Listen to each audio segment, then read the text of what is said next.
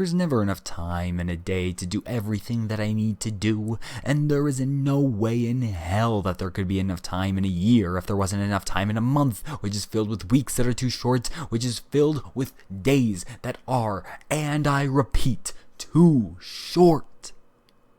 There was no possible way that I could reach the next deadline that my publisher set for me.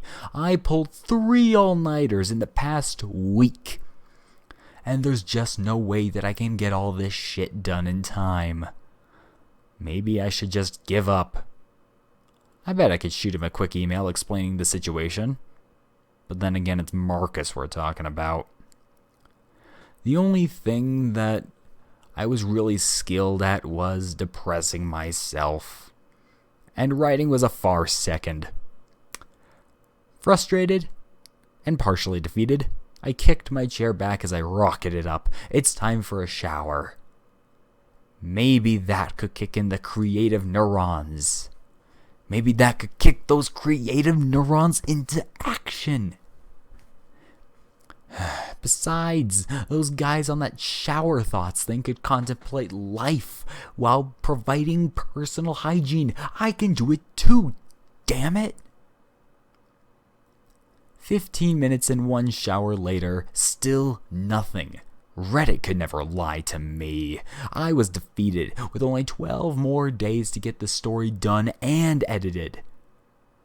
I have to come face to face with my inevitable end. When the love of your life fails you, there is only one thing you can do, and that's sleep the depression away. Who knows? Maybe Jeffrey the warrior frog couldn't rescue the love of his life and return to his normal form. Maybe he just failed and cried himself to sleep every night for the rest of his pitiful existence. I must say, this shitty little apartment has a semi-decent bedroom. For a place so cramped, of course. Throwing myself down onto the bed, I quickly lost consciousness and drifted off between the realm of sleep, mind, and reality. You know what, who cares? I went to sleep, okay? I don't need to explain everything to you. Besides, there was a real important life-shattering dream, life-altering dream that I was going to tell you about involving an alien girl who swooped in and made herself at home in my home. But you know what? You don't deserve to hear that story, you ungrateful little shit. I was so close to telling you a heartwarming story of my dreams and give you a Freudian analysis of what it could possibly mean, but no, I will not give you that pleasure. Indeed, well, actually, instead, I'll tell you about the nightmare that I had, so you could have it too. That'll teach you. It was the morning I walked out into the living room, into the kitchen room area, to grab some coffee. And then I heard something behind me. I spun around to see a very attractive woman. How is it a nightmare, you ask? Because it betrays the unrealistic, and it betrays the deep insecurities that I have inside, that's why. So, in the actual morning after that nightmare, I roused myself to find out that I had walked over to my desk in my sleep. Fantastic, I didn't sleep well, and now it's already 10 o'clock? What else could go wrong? I stood up and heard a faint sound. I stretched and looked around, only to be greeted with that same sound again, a little louder this time. Good morning. Yawning and half asleep, I answered back, yeah, good morning to you too. The world stopped. I had achieved hyper-awareness. The power of over-analysis from the internet and Reddit kicked into overdrive. With my newfound power, I was able to see the blaring problem in the world around me, the gears in my head spinning faster and faster, and my neck slowly turning to angle my head in the direction of the couch.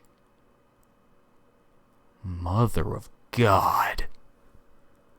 An attractive woman was lying on my couch, only draped in a single blanket, waving at me. To be completely honest, despite the questions that I may have, I may actually be alright with this. However, the overdrive of Reddit took me over and I was questioning everything. I raised a finger, my brow furrowed. Who? Her head tilted. She appeared to be around her 20s. Mid to late 20s, I would say. Much like myself. With short brown hair and equally brown eyes. And were groggily half open. Who, me? You forgot already? Forgot. Dreams and nightmares. Seeing this girl, the girl I refused to tell you about, I met here. She looked at me dead in the eyes. And now she's here. Those were not sleep-induced delusions. No. No way. You're real? The dreams, the girl, you. She interrupted me with a giggle. The nerve. Yes, you fainted the first 2 times that we met. You had me rather worried. Let me see if it works this time. Hello, my name is Cami. I am a Tenari. How are you today? Cami. That's a pretty nice name for a polite, attractive woman. Wait, Tenari? Oh, I see what's going on here, I said. Tenari, is it?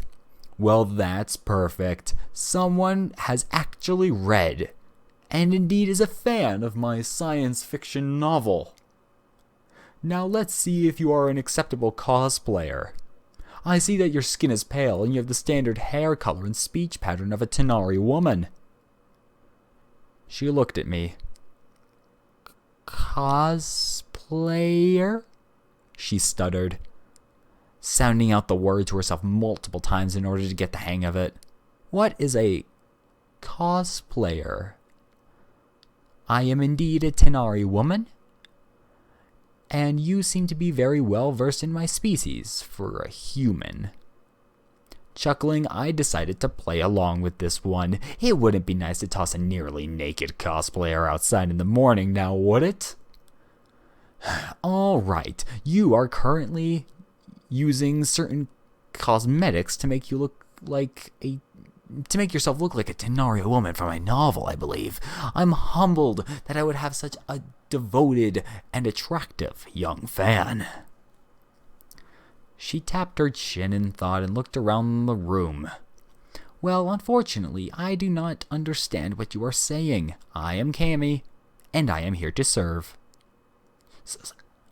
Excuse me, serve? A fan has decided to come all this way to serve me? What in the blue hell is she talking about? This is not going to be fun. I have an idea. I can point her out for the faker that she is. All right, Tenari, I began. Let's see just how much you know about myself and my work. The Tenari, yes, a very strange species, are from a planet called Sylvania, she interrupted, as if it were second nature. Damn it, she's good. Yes. And the current ruler of that planet would be...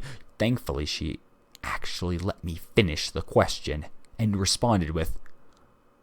Queen Tylia, the second, of course. Tylia? That's the name of my main character. But the second? The second? Who on earth is Queen Talia the Second? Who has the resources to know about her? If she's who I think she is, that was going to be the twist ending in the next book in the series. How could a fan know about something that I haven't written yet? I cleared my throat. But I haven't even written that yet. How do you know that Tylia's daughter is the Queen of Sylvania? How do I know? I lived there, of course, and that is how I know. I give up. There's no way that this woman could know this, and you know what? I'll just give you the short version of the next 2 hours of my life. It's way too stupid to write down. And it's not that I was stupid. It was her. I swear it. Long story short, Cammy may as well be a Tenari from Sylvania. And upon closer inspection, she was. I had to sit down next to her on the couch because I almost lost consciousness again. After a few deep breathing exercises she walked me through, I was able to calm down enough to ask her an important question. Cammy, tell me, how did you get here? She tapped her chin in thought, looking up at the ceiling with a certain fascination of the ceiling fan before she answered. Well, I appeared here late at night. You came out to see what happened, and you fainted. Something like that. Cammy.